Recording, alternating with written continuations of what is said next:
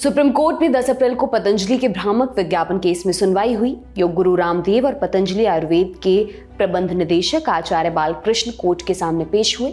न्यायमूर्ति हिमा कोहली और न्यायमूर्ति एहसानुद्दीन अमानुल्लाह के सामने मामले की सुनवाई शुरू हुई, लेकिन सुनवाई शुरू होने के साथ ही कोर्टरूम का माहौल बदल गया। एक बार फिर से रामदेव और आचार्य बालकृष्ण को कड़ी फटकार लगी। सुप्रीम कोर्ट ने रामदेव की ओर से दाखिल किए गए दूसरे माफीनामे को न सिर्फ खारिज किया बल्कि आने वाले समय में कड़ी कार्रवाई के लिए तैयार रहने को भी कह दिया। सुप्रीम कोर्ट में पतंजलि के भ्रामक विज्ञापन केस में सुनवाई के दौरान कोर्टरूम में क्या क्या हुआ, कोर्ट ने रामदेव को लेकर क्या टिप्पणी की और किस बात पर फटकार लगी, सब कुछ सिलसिलेवार तरीके से इस वीडियो में हम आपको बताएंगे। लेकिन उससे पहले एक जरूरी सूचना, लल्लन टॉप की चुनाव यात्रा हो चुकी है शुरू। अगर आप चाहते हैं हम आपके गांव या शहर में आए तो आप बताइए क्या है आपकी लोकसभा सीट का नाम और कौन से फैक्टर इस सीट को बनाते हैं खास। बताना कहाँ है उसके लिए chunav@lallantop.com पर मेल कीजिए। सब्जेक्ट में मेरी सीट कवर करो लिखना ना भूलें। साथ ही डिस्क्रिप्शन में दिए फॉर्म को भी जरूर भर दें। सूचना समाप्त। अब वापस आते हैं खबर पर। कोर्ट में पतंजलि की ओर से वकील मुकुल रोहतगी पेश हुए थे। मामले की सुनवाई के दौरान कोर्ट ने मुकुल रोहतगी से पूछा कि आप किसके लिए पेश हो रहे हैं। इस मामले में लगातार वकील बदल रहे हैं। इस पर मुकुल रोहतगी ने कहा कि वो रामदेव और बालकृष्ण का पक्ष रख रहे हैं। अपने मुवक्किल का पक्ष रखते हुए रोहतगी ने आगे कहा कि कोर्ट के आदेश के मुताबिक रामदेव की ओर से 6 अप्रैल को हलफनामा दाखिल कर दिया गया जिसमें बिना शर्त माफी मांगी गई। इस पर जस्टिस हिमा कोहली ने कहा कि हलफनामा हमारे सामने आने से पहले मीडिया में प्रकाशित हो गया। पूछा इसे प्रचार के लिए दाखिल किया गया था हमारे लिए। इस पर मुकुल रोहतगी ने हलफनामा पढ़ते हुए बताया कि बालकृष्ण ने उसमें क्या कहा था कि वो कोर्ट से बिना शर्त माफी मांगते हैं।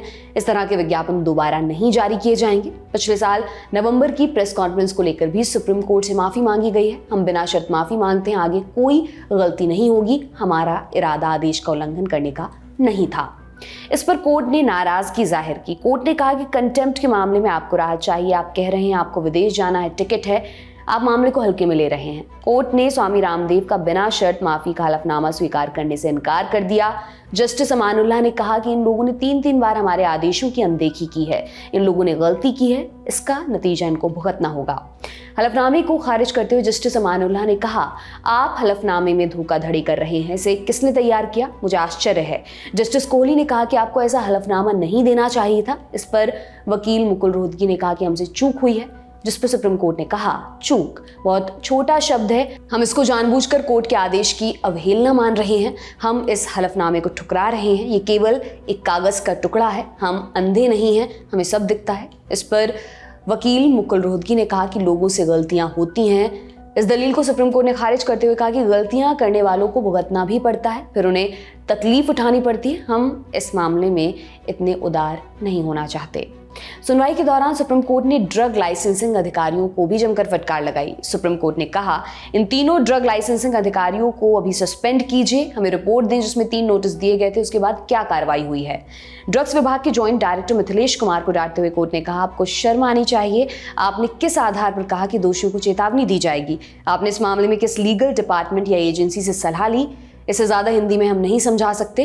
क्यों ना आपके खिलाफ कार्रवाई हो, क्यों ना माना जाए कि इसमें आपकी मिली भगत भी थी। लोग मर जाएं, आप वार्निंग देते रहें। आपने बहुत नौकरी कर ली, अब घर बैठे आपको बुद्धि नहीं आई है। सुप्रीम कोर्ट में अधिकारियों से लेकर रामदेव तक को जमकर फटकार क्यों लग रही है, ये भी समझ लेते हैं। ये पूरा मामला इंडियन मेडिकल एसोसिएशन की एक शिकायत से शुरू हुआ था। IMA ने भ्रामक विज्ञापनों को लेकर पतंजलि के खिलाफ एक याचिका दाखिल की थी जिसमें यह भी कहा गया कि रामदेव कोरोना वैक्सीन और एलोपैथी को बदनाम कर रहे हैं। 17 अगस्त 2022 को IMA ने याचिका में दावा किया था कि पतंजलि गलत दावों के साथ विज्ञापन चलाती है। सिर्फ इतना ही नहीं, IMA ने आरोप लगाए थे कि पतंजलि कोविड वैक्सीन के बारे में गलत सूचना फैला रही है।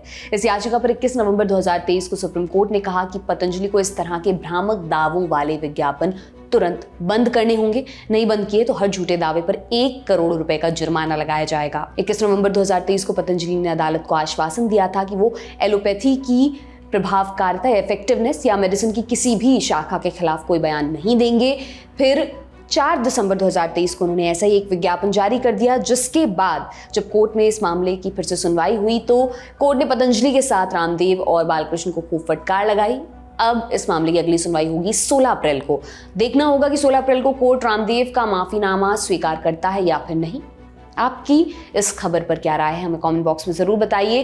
ये तमाम जानकारी आपके लिए लेकर आई थी मेरी साथी सुप्रिया। मैं हूं दिव्यांशी सुमराव। आप देखते रहिए दी लल्लन टॉप। बहुत बहुत शुक्रिया।